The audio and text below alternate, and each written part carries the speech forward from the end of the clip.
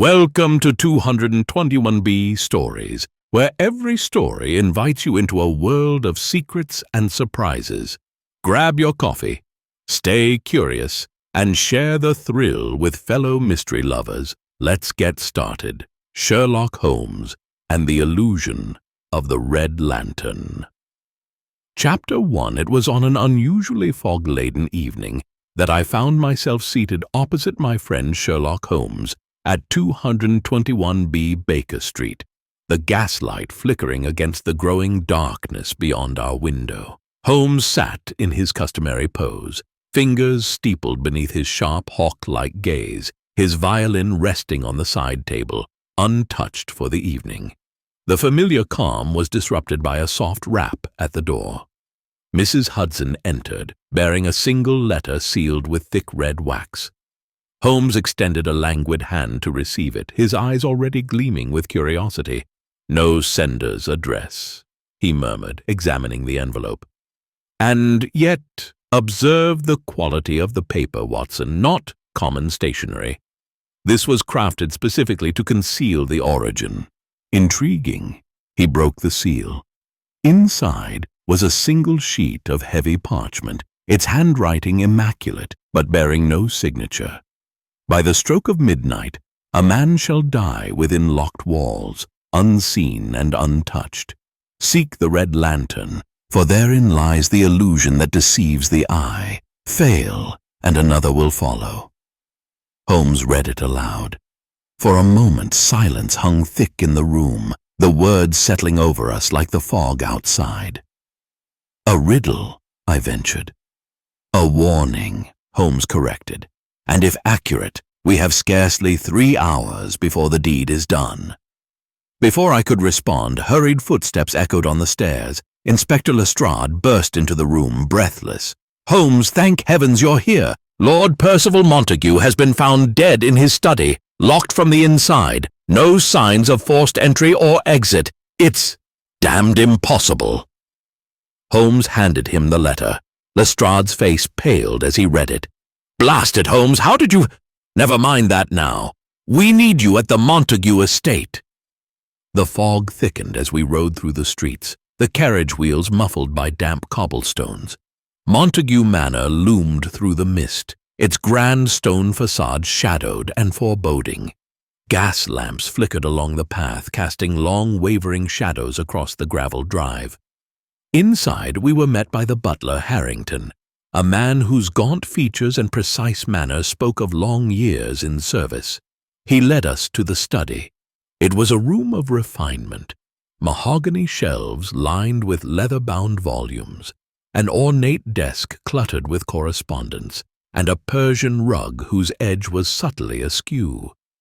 Lord Montague lay slumped in his chair, eyes open and glassy, his face twisted in a grimace of surprise.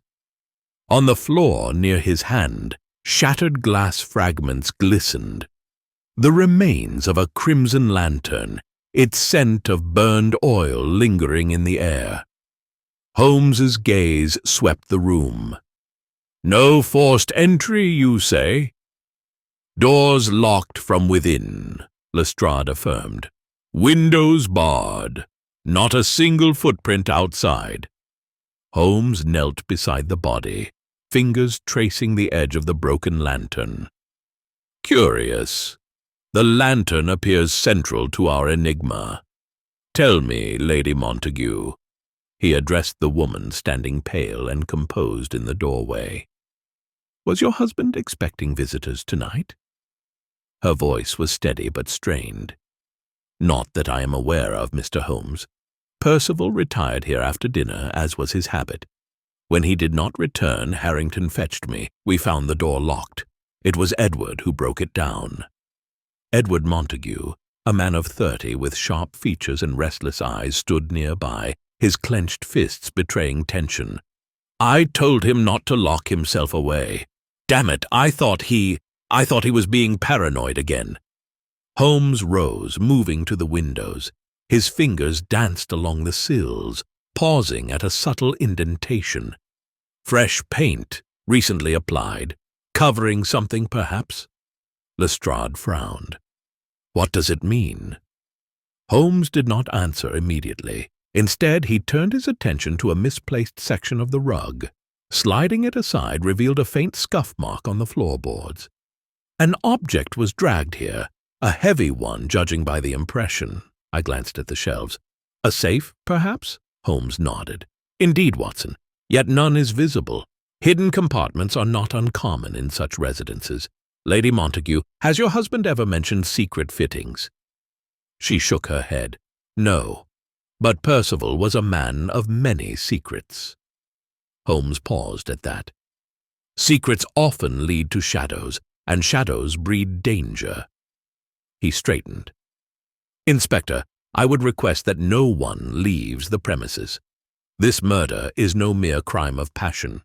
It is premeditated and intricately staged." Lestrade bristled. "You think there's more to this?" "I think," Holmes said, eyes dark with thought, "that the letter was not just a warning, but an invitation. Someone wanted us here. The question is whether we arrived too late, or precisely on time." Outside, the fog pressed against the windows, a spectral curtain that seemed to breathe with the house's secrets. Somewhere in the darkness, the echo of a distant bell told the hour, and the game, as Holmes so often proclaimed, was truly afoot. Before moving to the next chapter, let us know where you are watching from, and if you love stories like this, subscribe to the channel, because tomorrow we have another incredible story waiting for you. Chapter 2. The morning after Lord Montague's murder dawned grey and sullen, the dense London fog refusing to lift. Holmes, having spent the early hours pacing the study, halted abruptly before the fireplace where the embers had long since cooled, his sharp gaze fixed upon a spot just above the mantel, where a portrait of the late lord hung askew. With a subtle lift of his brow, Holmes reached forward and adjusted the frame. A faint click echoed through the room. The portrait swung open to reveal a small iron safe embedded in the wall. Lestrade let out a low whistle. "Hidden compartments, just as you suspected. Locked, of course." Holmes withdrew a set of slender tools from his coat pocket, his movements deft and deliberate. Within minutes, the safe door creaked open to reveal a collection of papers, a silver pocket watch, and a small velvet pouch. Holmes sifted through the contents, extracting a folded letter sealed with the same red wax emblem that marked the mysterious note from the previous evening. He read silently, eyes narrowing. "It appears Lord Montague was indeed involved with the Order of the Red Lantern," he murmured. "A society dedicated to manipulation, misdirection, and illusion. A perfect breeding ground for this brand of deception." Lestrade frowned. "What sort of organization is that? A club for charlatans?" "Something far more insidious," Holmes replied. "The Order prides itself on psychological games, often employing elaborate ruses to control or blackmail their targets." Watson glanced at the letter. Was Montague being blackmailed? Precisely. This letter references payments made to ensure certain indiscretions remained concealed. Someone had leverage over him, and when he threatened exposure, they silenced him. Lady Montague entered, her composure strained but intact. "My husband never spoke of these dealings. Are you certain this order is responsible?" Holmes tilted his head. "Your husband's recent financial records indicate significant withdrawals, far beyond normal expenses. Coupled with this correspondence, it paints a compelling picture." Edward Montague, standing at the doorway, scoffed.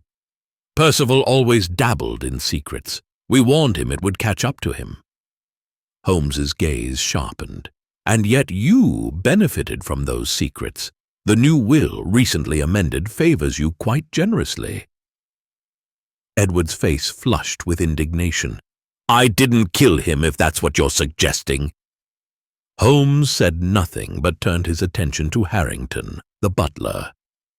"Your loyalty to the family is admirable, Harrington, but I find it curious that you were the first to discover the locked door. Did you hear anything unusual?" Harrington's expression remained inscrutable. "Only the shattering of glass, sir. By the time we reached the door, it was too late." Holmes's fingers drummed thoughtfully against his chin. "And yet the lantern, central to this mystery, was inside with the victim. How then did you hear it break?" A flicker of hesitation crossed Harrington's face. "Perhaps I was mistaken." "Or perhaps," Holmes countered, "you noticed more than you admit." The room grew tense, the weight of unspoken truths pressing down. Holmes turned away, his gaze sweeping the study once more. He paused at the bookshelf, fingertips grazing the spines until they found a tome slightly askew. Pulling it revealed another concealed compartment, empty save for a faint residue of ash. "A document was burned here recently," he noted, "likely evidence the murderer wished to erase." Lestrade sighed. "We've got more questions than answers." Holmes smiled thinly. "That, Inspector, is the nature of the chase." Outside, the fog continued to smother the city, a spectral shroud concealing the darkness that lingered beneath the surface. The clock chimed 11. Time slipping away as the threads of deception twisted ever tighter. Chapter 3. As Holmes and I returned to Baker Street, the tension from Montague Manor seemed to hang in the air, clinging to us like the dense fog outside. Holmes had been quiet, his mind clearly working through the pieces of the puzzle we had uncovered. I, on the other hand, couldn't shake the feeling that there was something we were missing, something that was right before our eyes but still hidden. "Watson," Holmes said suddenly, breaking the silence, "we are dealing with an illusion, one constructed not just for Montague, but for us." I frowned. "An illusion? What do you mean?" Holmes glanced up, his eyes gleaming with a sharp intensity. "This murder is not as straightforward as it appears. The locked room, the shattered lantern, the clues scattered about, they are all part of a carefully orchestrated deception. Someone has been playing us, Watson, and whoever it is, they're far more skilled than we anticipated." We sat in silence for a few moments before Holmes's mind, ever active, began to churn again. He reached for his violin, the familiar sound of the strings filling the room. I watched as he played, his mind undoubtedly working through the details of the case while his fingers moved without conscious effort. "There is something about the order of the Red Lantern," Holmes continued after a while, pausing his music. "They thrive on psychological manipulation.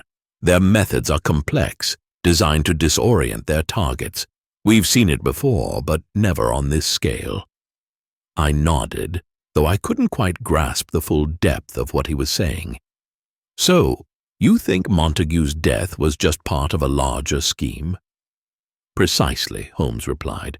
"The order isn't just about blackmail or fear. It's about control, twisting perception to make people see things that aren't there, to question what they know. The question now is, who is behind it and what do they want?" A sudden knock at the door interrupted our conversation, and Lestrade entered, his expression grim. "Holmes, we've got a lead. A member of the order has been found dead, his throat slit but no sign of a struggle. We believe he was one of Montague's contacts." Holmes's eyes sharpened. "The plot thickens," he muttered, standing up quickly. "This changes everything." We followed Lestrade to the scene, an abandoned warehouse on the edge of London, shrouded in mist. The building was decaying, the windows boarded up, and the air was heavy with the scent of mildew and forgotten time. Inside, a body lay sprawled across the floor, the dark stain of blood pooling beneath him. The victim's face was partially obscured, but the clothing, sharp, tailored, indicated a man of wealth. "Holmes," Lestrade said as we examined the body. "There's something odd here. He wasn't alone when he died. Someone must have left a message." Holmes crouched by the body, his eyes scanning the surroundings with intensity. After a moment he stood and pointed to the floor. A single word was scrawled in blood, the letters jagged and uneven. "Covered." "Covering something," Holmes muttered to himself. "The killer is playing a deeper game. There's more at work here, Watson." I felt a shiver crawl down my spine. "What do you think it means?" Holmes straightened, his face a mask of contemplation. "I think," he said slowly, "the victim knew something important, something that could expose the order. And the message is clear. They didn't want us to uncover it." As we left the warehouse, Holmes's mind raced. The murder, the blood-stained word, the shadowy presence of the order, it was all starting to weave together. But one question continued to gnaw at me. What was the ultimate goal of the Red Lantern? What were they after? Holmes, seemingly reading my thoughts, turned to me. "Watson, this game isn't just about a murder. It's about something far greater. And we're not just hunting for a killer. We're searching for a shadow, a phantom. Someone with the power to manipulate everything we know." The words struck me like a bolt of lightning. This was no ordinary case. We were on the trail of something far more dangerous than we had ever encountered before. As we moved deeper into the maze of deception, the fog thickened once again, shrouding our path. But Holmes was undeterred. He always was. There was only one certainty in his mind. The truth was hidden somewhere in the darkness, and he would find it, no matter the cost. Chapter 4. The following evening, we found ourselves once again deep within the heart of London's fog, tracing our steps along the winding alleys toward the dimly lit corners of the city where secrets often festered. Holmes had not spoken much since the discovery of the bloodied word at the warehouse. He was preoccupied, his thoughts far beyond the immediate questions the case presented. I could see the tension building within him, his mind circling the mystery like a hawk poised for the kill. "We must return to Montague's study," Holmes said suddenly as we approached a particularly narrow street. His eyes were fixed ahead, but his mind was elsewhere. "There is something we missed, Watson, something vital." I raised an eyebrow, but I knew better than to question him when he spoke with such certainty. "What is it, Holmes?" He didn't answer immediately, but instead quickened his pace. We soon arrived at Montague Manor, the house still dark and silent under the thickening mist. The air felt colder here, as though the very walls of the house held onto the tragic secrets that had been unfolded within. The butler, Harrington, greeted us with his usual formality, but his face was tighter than before, as if the weight of the past few days had begun to wear on him. Holmes didn't waste time with pleasantries. "We need to return to the study. I believe there's more to find." Harrington led us back to the scene of the crime, the study where Lord Montague had met his untimely end. The room, though meticulously cleaned, still held a faint scent of the oil from the broken lantern. Holmes moved swiftly, his eyes scanning every inch of the space, as if searching for a long-forgotten memory that had been hidden in plain sight. "Watson!" Holmes called, his voice low but filled with urgency. "Look here!" I moved to his side, where he was standing in front of a large, ornate mirror that hung over the mantel. He ran his fingers along its edge, pausing to inspect the frame. "This mirror," he muttered, "was moved. It's heavier than it appears. It conceals something." I leaned closer and watched as Holmes expertly tilted the frame, revealing a small compartment hidden within the wall. The compartment was empty, but Holmes's keen eyes caught something glimmering beneath the dust, an indistinct mark on the wood. "Look here, Watson," he said. "This is where it all began." I frowned, inspecting the mark. It was subtle, nearly imperceptible, but there was no mistaking its shape. A small, jagged scratch, perhaps from a key or some other sharp object. Holmes's mind was already leaping ahead, fitting together the pieces of the puzzle. "This is no coincidence," he said quietly. "Someone wanted this particular mirror to be overlooked. They wanted us to focus on the wrong things, but this mark, this tells us everything we need to know." Lestrade, who had been silently observing, stepped forward. "What does it mean, Holmes?" "It means," Holmes said, his voice sharp with realization, "that the key to this murder is not just in the room, it's in the way it was staged. Someone knew we'd come and they planned it all out. The red lantern, the locked door, the mysterious letters. It was all to misdirect us, to lead us in the wrong direction." I could feel the weight of his words sink in. The case was no longer just a murder to be solved.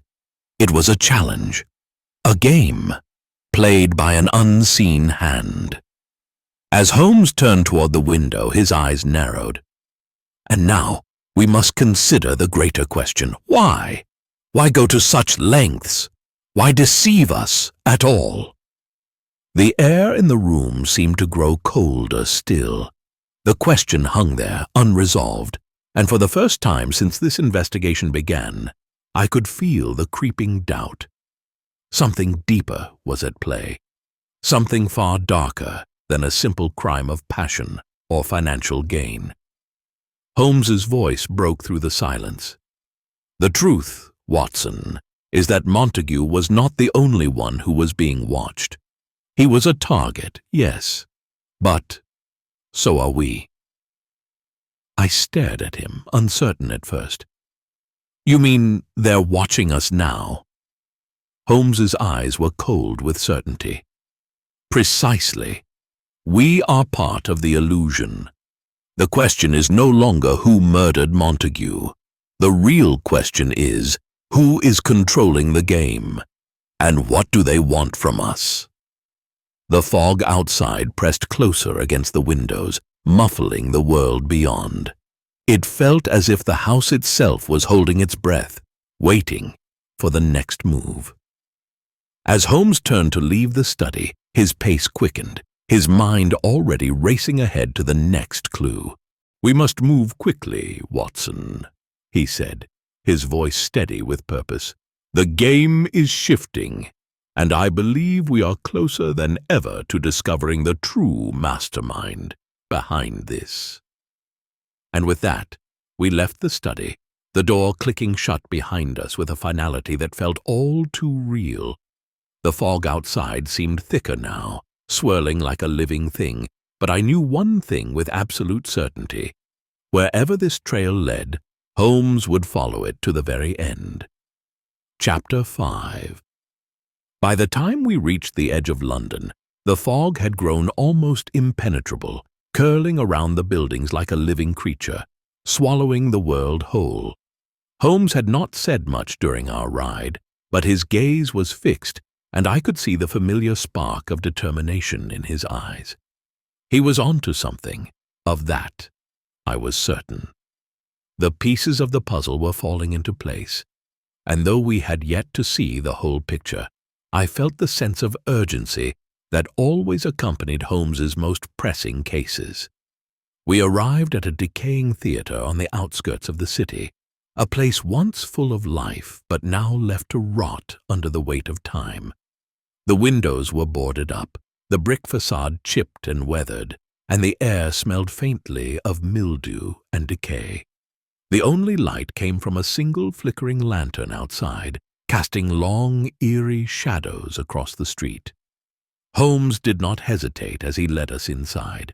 The floorboards creaked beneath our feet, and I could hear the distant echo of our steps reverberating off the empty walls. The theater was large, but silent, save for the occasional flutter of something in the dark, like a forgotten whisper. "We've come to the right place, Watson," Holmes said, his voice low and steady, as though he were speaking to himself. "This is where the answers lie." As we made our way deeper into the theater, I could see signs of neglect. Dust on the seats, crumpled flyers scattered across the floor, and faded curtains hanging limply at the stage's edge. But what caught my attention were the peculiar markings on the walls, symbols almost like hieroglyphs, scrawled in chalk.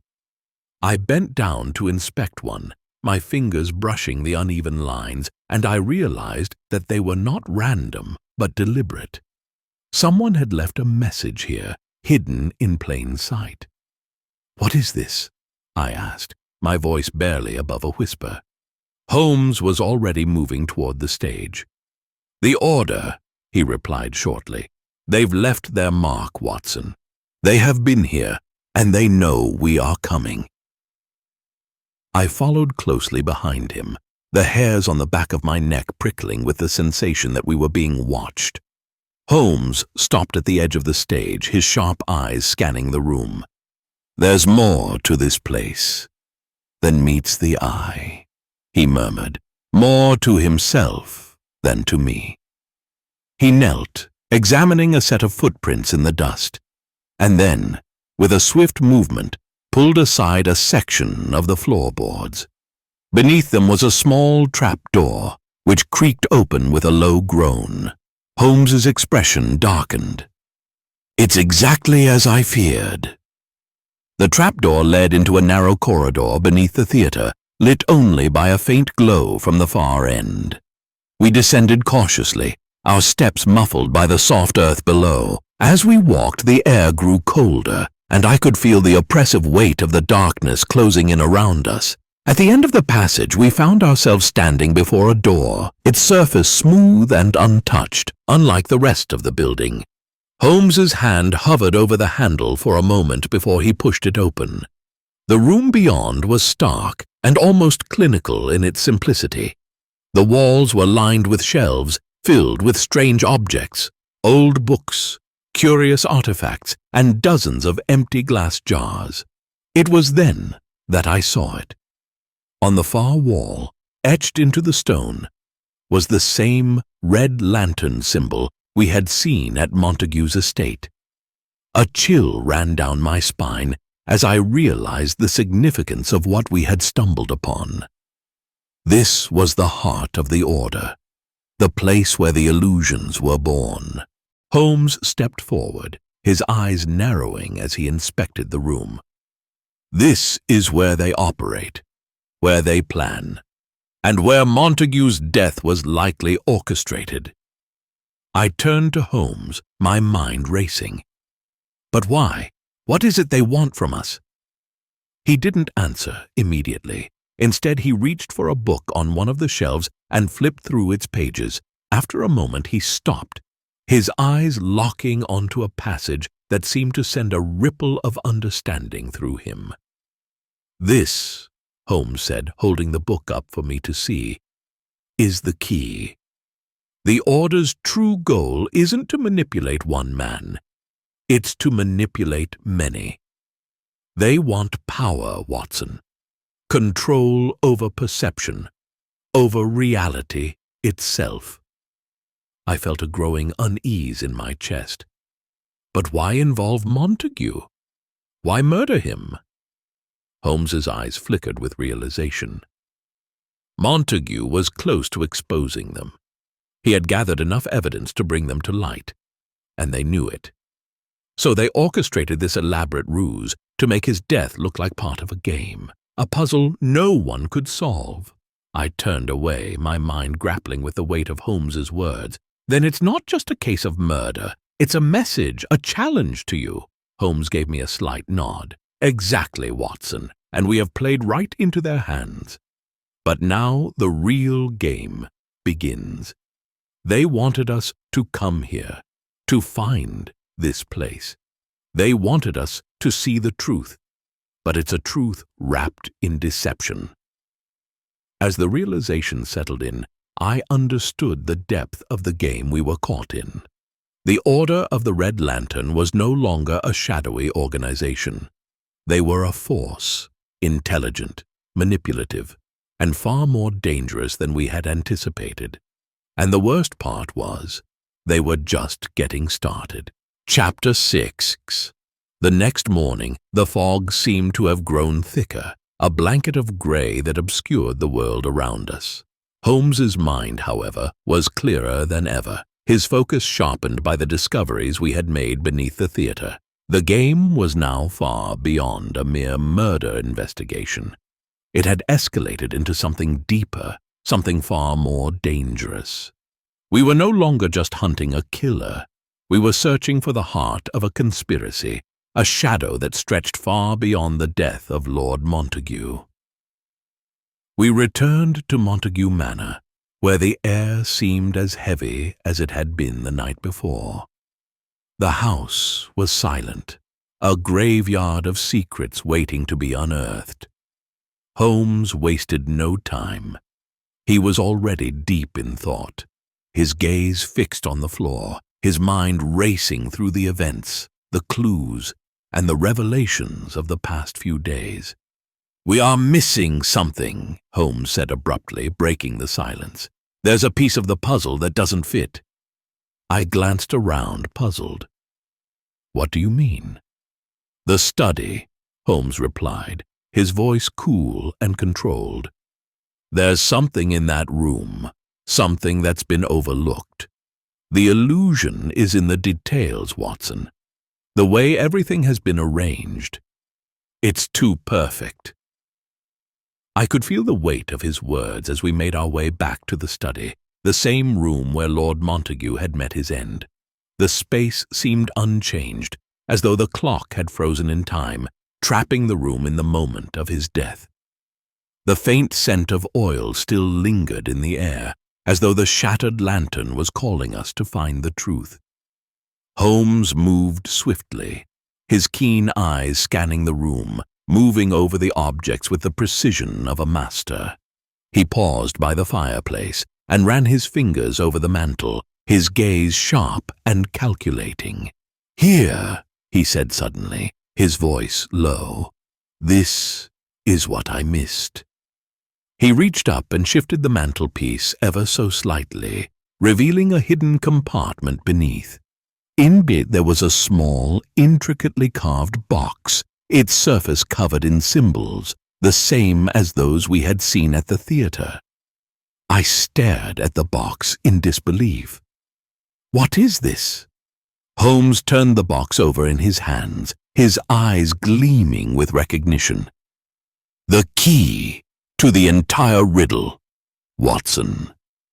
The key to the Order." He carefully opened the box, revealing a rolled parchment inside. Holmes unrolled it, his eyes scanning the contents. The paper was old and faded, but the words were clear. "This is it," Holmes murmured, his voice filled with quiet intensity. "The names of the Order's members." I felt a wave of unease settle over me as Holmes continued to read.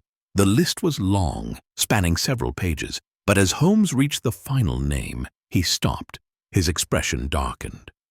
"Montague was not the first," he said softly. "He was just the most recent. There are many others who have fallen victim to this group, many who have disappeared without a trace. The Order uses death as a tool, a means to control and manipulate." I could feel the weight of his words, the gravity of what he was saying, settling deep within me. The truth was darker than I had imagined, and the stakes were far higher than a simple murder mystery. Holmes turned to me, his eyes piercing. "They wanted us to find this. They wanted us to understand who they are and what they can do. But now, we must ask ourselves, what do they want next?" Before I could respond, the sound of footsteps echoed in the hallway. Lestrade entered, his face pale and drawn, his eyes wide with alarm. "Holmes," he said breathlessly. "There's been another murder." Holmes's gaze hardened. "Who?" "Edward Montague," Lestrade replied. "Found in his office. Same method, throat slit, no sign of struggle." I felt my stomach drop. Edward Montague had been a key suspect, but he had also been a victim in this larger game. His death raised more questions than answers. Who would benefit from his demise? And why kill him now, after everything that had transpired? Holmes stood, his eyes narrowing. "The Order," he said with certainty. "They are tightening their grip. Edward Montague must have known something they didn't want revealed." The urgency of the situation was undeniable. Holmes's mind was already moving faster than the rest of us could keep up. He turned to Lestrade, his voice sharp. "Inspect the scene immediately and ensure that no one leaves the estate. I suspect we are not dealing with a simple murder. This is a calculated move. Whoever is behind this is trying to send us a message." As we made our way to Edward Montague's office, I couldn't help but feel the oppressive weight of the fog, of the illusion that seemed to surround us. We were so close, yet every step forward only seemed to pull us deeper into a labyrinth of lies and deceit. The real question now was not just who the murderer was, but what they were hoping to achieve. What was the ultimate endgame? The answer, I feared, was a truth we would soon be forced to confront, whether we were ready or not.